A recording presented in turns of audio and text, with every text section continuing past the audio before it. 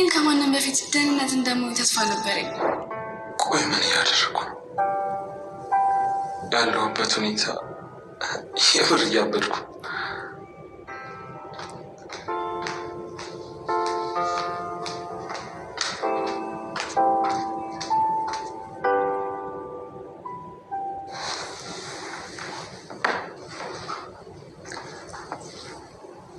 አታምነን?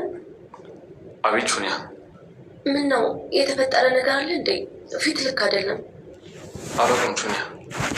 ምን ነው በድርጅቱ ምክንያት ነው ወይስ በቤተሰብ ጉዳይ ነው? ቹኒያ፣ አቤት።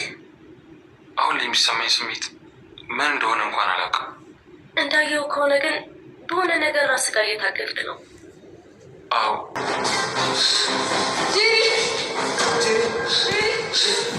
ሜርሲ ለእናት ዛህራ ያስቀመጠችውን መጠጥ ጀሪ በመጠጣት ስትጓጓለት የነበረውን ልጇን አታለች። አቶ አምነን በጣም ደንግጧል። ልጄ ልጄ እያለ ይገኛል። በቅርቡ የልጅ አባት ሆናለሁ ከማልፈልጋ ሴት በማለት እንግዲህ ከጁሊያ ጋር ከጻፊው ጋር ሲያወራ ነበር። ነገር ግን ወደ ቤት ሲመለስ የጠበቀው በጣም ከባድና አስደንጋጭ ነገር ጠብቆታል። ይህም ደግሞ ጀሪ እራሷን ስታ ወድቃ እንዳለ ጽንሱ ተጨናግፎ እሷም ወድቃ ደም በደም ሆና ነው ያገኛት። አቶ አምነን እንግዲህ ፈተናዎቹ እለት ከእለት እየተጨማመሩበትና እየበዙበት ይመጣሉ። ይሄም ደግሞ ታዲያ የሆነው አብረው ባሉ ሰዎች፣ አብረው በሚኖሩ ሰዎች፣ ዘመድ ነን በሚባሉ ሰዎች የዚህ ያህል ችግር እየተፈጠረበት ይገኛል። አቶ አምነን አሁን ላይ በድርጅቱ ዙሪያ በቤት ዙሪያ ያለበት ፈተና እንደቀጠለ ይገኛል። አንዱን ፈተና ተወጣው ሲል ሌላኛው ፈተና እየደረሰበት ይገኛል። ማብቂያ የሌለው የአቶ አምነን ፈተና መቼ ይሆን የሚያበቃው? እጅጉን ልብ ሰባሪ የሆነ ነገር አሁን ላይ ደርሶበታል። ጄሪን ብትሆን ልጄን በቅርቡ ወልጄ በፍቅር እንኖራለን፣ ልጃችን ሲመጣ ፍቅራችን ይደራል፣ እንፋቀራለን ስትል እንዳልነበረ አሁን ላይ ታዲያ ለሷ ለህይወቷም አስጊ የሆነ ነገር ተፈጥሯል። ይሄ ደግሞ የሆነው በሜርሲ አማካኝነት ነው። ሜርሲ ብርጭቆ ውሃ ውስጥ መድኃኒት ጨምራ አስቀምጣለች። ይህንን ያስቀመጠችው ታዲያ ለእናት ዛህራ እንጂ ለጄሪ አልነበረም። ጄሪ ግን በአጋጣሚ ወደ ኩሽና ስትገባ የተቀዳውን ውሃ ጠጥታለች። ውሃውን በመጠጣቷ ልጇን እንዲሁም ራሷን ስታለይ ማለት ነው። በጣም የሚያሳዝን ነገር ነው። ሰላም ጤና ይስጥልኝ ውድና የተከበራችሁ የቻናሌ ቤተሰቦች እንዴት አላችሁ? በያላችሁበት የዓለም ዳርቻ ሰላማችሁ ይብዛ። ለዚህ ቻናል አዲስ ከሆናችሁ ሰብስክራይብ፣ ላይክ፣ ሼር እያደረጋችሁ ቤተሰብ ትሆኑ ዘንድ በአክብሮት ጋብዛለሁ። ተወዳጅና አስተማሪ የሆነን የድር ድራማን ወደ እናንተ ይዤላችሁ መጥቻለሁ። በዚህ ክፍል እንግዲህ ደስ የማይል ነገር ተከስቷል። አቶ አምነን ህይወት በጣም አስቸጋሪ ሆናበታለች። በዙሪያው ፈተናዎች በዝተውበታል። ለቤቴ አዲስ የሆናችሁ ላይክ ማድረግን አትርሱ።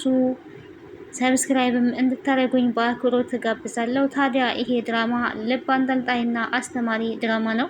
ነገር ግን ጠላቶቻችን አንዳንድ ጊዜ ከየት ነው የሚመጡት ስንል የአቶ አምነን ጠላት የሆነችው አክስት ተብዬዋ ብዙ ሴራን እያስኬደች ትገኛለች ቤት ላይ። ሜርሲ እንግዲህ ተንኮል መስራት መቼም ቢሆን አያልቅባትም። እስካሁን ግን ተዋርዳ አታውቅም። በጭራሽ ሰዎችን ታዋርዳለች። ጄሪንም ቢሆን እንግዲህ በያዘችባት መረጃ ስታስፈራራትና እናት ዛህራን እንድታግባባላት ነበረ የጠየቀቻት። ይሄንን እማታረጊ ከሆነ ግን ይሄንን አቶ አምነንን አስገድደሹ አብረሽ እንደተኛሽ ይሄንን መረጃ በስልኩ እልክለታለሁ በማለት ስታስፈራራት ነበረ። ታዲያ ጄሪም ግራ በመጋባት አንቺ ግን ምን አይነት ሴት ነሽ? ይሄንን ለምን እንደዚህ ልታረጊ ፈለግሽ? ለምን ሪከርድ አደረግሽ? በማለት በድንጋጤ ትጠይቃታለች። የስልኬ ጥሪ ላረገው ነው ልልሽ አልችልም። ይሄንን ድምጽሽን መልሰሽ ስትሰሚ አንቺን እንደማያስደስትሽ አውቃለሁ።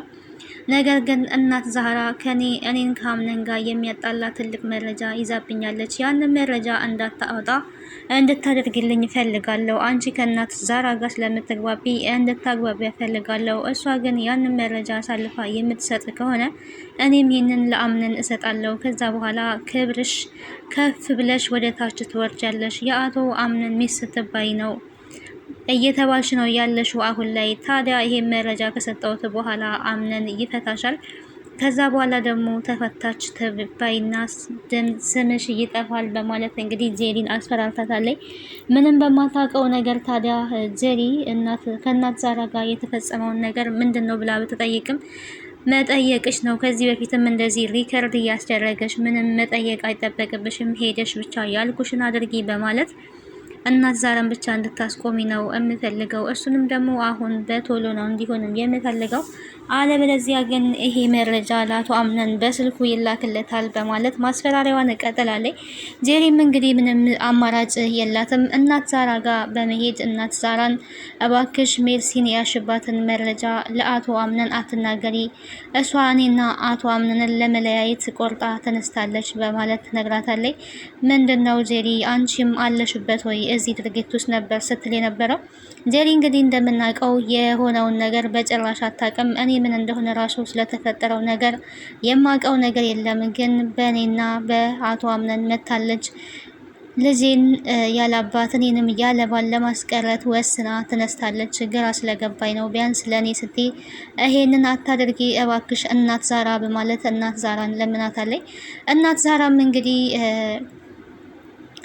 አላደርግም በቃ አልናገርም በማለት ለጊዜው ዝምታዋን መርጣለች ማለት ነው። እንደተስማማች እንግዲህ ጄሪም ሄዳ ነግራታለች ለሜርሲ። ሜርሲም እንግዲህ ነገሮች የተስተካከሉ መስሏት ደስ ብሏት ነበረ። ታዲያ እናት ዛራ ጋር በሄደች ጊዜ እናት ዛራ ግን ስትመልስላት የነበረው ምላሽ ጥሩ አልነበረም።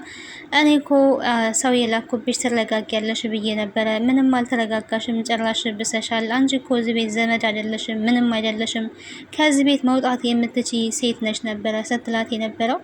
ዘመዶኜ የማይሆን ስራ ዘመድ የማይሰራውን ስራ ከምሰራ ባዳ ሆኜ እውነቱን ባጋለጥ ይሻላል። እኔ እውነትን መቼም ቢሆን ልደብቅ አልችልም በማለት ታዲያ ዛራ ስትናገር ነበረ። ዛራ የተናገረችው ንግግር ሜርሲን እንግዲህ ወደ ኋላ ተንኮል እንድታስብ አድርጓታል። ተንኮሉ ደግሞ እሷ ላይ ጉዳት እንዲደርስ መድኃኒት እንድትጠጣ ነበረ። ያው እዛ ቤት የታወቀ ነገር ነው። ሞርዚናንም በመድኃኒት ነው እያሳበዷት። አሁን ደግሞ ወደ እናት ዛራ ዞረዋል። ሜርሲና ሲፈን እንግዲህ በተንኮላቸው ቤቱን እየበጠበጡ ይገኛሉ።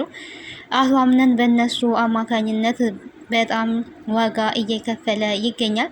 ድርጅት ውስጥም ቢሆን ታዲያ የሱን ውድቀት የሚፈልጉ አብረውት የሚሰሩ እየሳቁና እየተሳለቁ ይገኛሉ።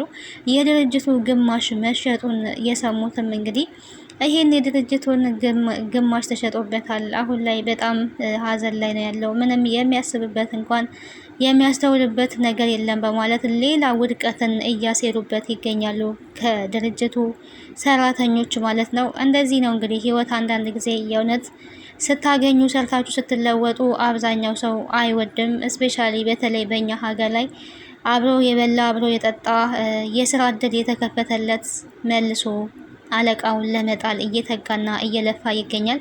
ይሄ ድርጊት ቢቀር ጥሩ ነው ብዬ አስባለሁ። እኔ እንደ ሰው እንደ ሰባይ እዚህ ጋር ድራማ ሆኖ ቢቀርብም ግን ሪል በላይፋችን ላይ ያለ በአለማችን ላይ ያለ በተለይም በሀገራችን ላይ የሚከሰት ድርጊት ነው። አለቃ እንግዲህ ሰራተኞቹን ቀጥሮ ሲያሰራ የስራ እድል ስራ ለሌላቸው ፈጥሮ ደሞዝ እየከፈለ ነው የሚያሰራው። ነገር ግን ውስጡን የሚያውቁት ደግሞ እሱን እየጎዱ እሱ ኪሳራ ላይ እንዲወድቅ በስተመጨረሻም ባዶውን እንዲቀር እያደረጉ ይገኛሉ።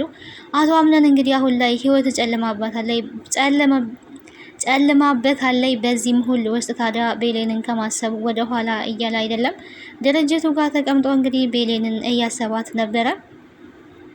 ምን እየሆንኩኝ ነው ግን በዚህ ሁሉ ሁኔታ ውስጥ ሆኜ እሷን አስባለሁ፣ የእውነት እያበድኩኝ ነው በማለት ከራሱ ጋር እያወራ እየሳቀም እየተገረመም ነበረ። ታዲያ ጁሊያ በዚህ ሰዓት ድንገት ሲገረም ሲተክዝ በተመለከተችው ሰዓት ምንድነው አቶ አምነን የሆነ ሀሳብ ውስጥ ያለ ትመስላለ፣ የተፈጠረ ችግር አለ ወይ በማለት ስትጠይቀው ነበረ። እሱም አይ ምንም የለም ነበረ ሲል የነበረው። አይ የሆነማ የምታስበው ነገር ያጨናነቀ ነገር አለ ማወቅ እችላለሁ ወይ በማለት እንግዲህ የእሱ ጸሐፊ የሆነችው ጁሊያ ጥያቄዋን አቅርባለች። እሱም በህይወቴ ውስጥ አንዲት ሴት አለች፣ ስለ እሷ እያሰብኩኝ ነው፣ በልቤ ውስጥ ያለች ሴት አለች ነበረ እንግዲህ ሲላት የነበረው። እሷም ጥሩ ምላሽን መልሳለታለች። እናም ልብክ ያለውን ነገር አድርግ። ዋናው ልብ የሚለውን ነገር ነው ማድረግ ያለብህ። ከልብህና ከአይምሮ ጋር መጣላት የለብህም። ልብ የሚልህን ነገር ለምን አታደርግም? ደስተኛ የምትሆነው ልብ ያለህን ነገር ስታደርግ ነው በማለት እንግዲህ ምክሯን ለግሰዋለች ማለት ነው። ይሄ ምክር ከዚህ በፊትም እናቱ ስትመክረው የነበረው ነው። ልጄ ልብ ሁሌም ቢሆን ትክክለኛ ነገርን ይነግርሃል። ልብ የሚለውን ነገር ልታደርግ ይገባል። ልብ ሁሌም ትክክል ነው፣ ግን በስሜታዊ የምትወስነው ህይወት ዋጋ ያስከፍልሃል በማለት እንግዲህ መክረዋለች። ይህንንም ለዘመናት ሲያስብ ነበረ አቶ አምነን። አሁን ላይ ደግሞ ጁሊያ ልብህ ልታዳምጥ ይገባል፣ ያንን ነው ማድረግ ያለብህ ብለዋለች። እሱም አሁን ላይ ያንን ማድረግ እንዳልችል የሚገድቡኝ ነገሮች አሉ ብሏል። እሷ ግን ከደስታ የሚበልጥ ነገር የለም፣ የልብህን ማድረግ አለብህ ብላለች። እሷም በጣም እዛ ድርጅት ውስጥ እንግዲህ የሚያስቸግራት ሰው አለና ይታደሉታል እንጂ አይታገሉትም እያለች ነው የምትገኘው። ምናልባትም በአቶ አምነን መፈቀር እየፈለገች ትመስላለች ጁሊያ። አቶ አምነን እንግዲህ በፍቅር እየወደቀው እቤት ካለችው ከቤሌን ነው። የቤሌን ፍቅር እንግዲህ በእውኑም በህልሙም በልብ ውስጥ እየተመላለሰ ይገኛል። አቶ አምነን አሁን ላይ ደግሞ የበለጠ ከጄሪ ጋር እያቀራረበው የነበረው ከጄሪ ጋር ሲያገናኘው የነበረው እንግዲህ ልጅ ነበረ። የልጅ ጉዳይም አብቅቷል። ከዚህ በኋላ ይሆናል ብለን የምናስበው እንግዲህ ከቤሌን ጋር አንድ ሆኖ ከቤሌን ከእንደገና የልጅ አባት እንደሚሆን ተስፋ እናደርጋለን። እውነት ለመናገር ልጁን ለመቀበል በተስፋ እየጠበቀ ነበረ። ከማልፈልጋት ሴት በቅርቡ የልጅ አባት ልሆን ነው ነበር ሲል የነበረው። እሷን ቢቃወምም ግን የልጅ አባት መሆኑን አልተቃወምም። ምክንያቱም ልጆችን የሚሰጠው ፈጣሪ ስለሆነ ልጁን ለማሳደግ ቆርጦ የተነሳ ይመስል ነበር። ግን በአጭሩ ቀርቷል ማለት ነው። እንደዚህ አይነት የተወሳሰበ ህይወት ውስጥ ነው ያለው አቶ አምነን።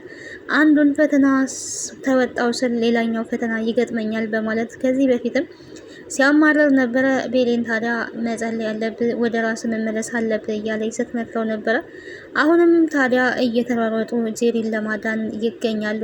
ጄሪ የጤንነት ሁኔታዋ እንዴት ይሆናል የሚለውን በቀጣይ የምናይ ይሆናል። ለዛሬ ይዤላችሁ የመጣሁት ይሄን ይመስላል። ስለነበረን ቆይታ አመሰግናለሁ። ቤተሰብ ያልሆናችሁ ቤተሰብ ሁኑ። ሀሳብ አስተያየታችሁን በኮሜንት አስቀምጡልኝ። ስለነበረን ቆይታ በድጋሚ አመሰግናለሁ። ባይ